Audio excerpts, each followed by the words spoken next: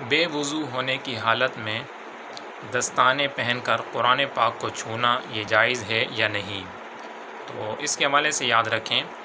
کہ جب انسان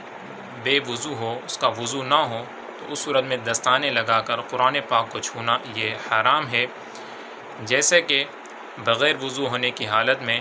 کرتے کی آستین سے چھونا حرام ہے۔ اسی طرح سے یعنی انسان کا وضو نہیں تھا اور چادر کا ایک کنارہ اس کے ایک کندھے پر ہے تو دوسرے کنارے سے قرآن پاک کو چھونا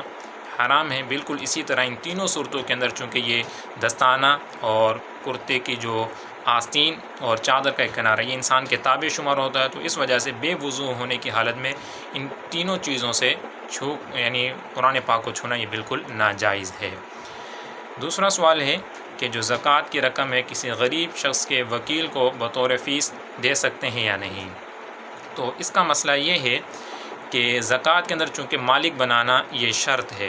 اس وجہ سے زکوٰۃ کی رقم اگر وہ غریب شخص مستحق کی زکوٰۃ ہے تو پہلے اسے زکوٰۃ دے دی جائے، مالک بنا دیں، پھر وہ چاہے تو اس رقم کو جو وکیل کو بطور فیس ادا کر سکتا ہے۔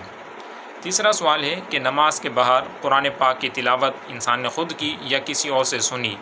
تو سجدہ تلاوت کرنا یہ فوراً واجب ہے یا اس کے اندر تاخیر کر سکتے ہیں؟ تو یاد رکھیں کہ نماز سے باہر تلاوت آپ نے خود کی یا کسی اور سے سنی تو فوراً سجدہ تلاوت کرنا یہ واجب نہیں ہے،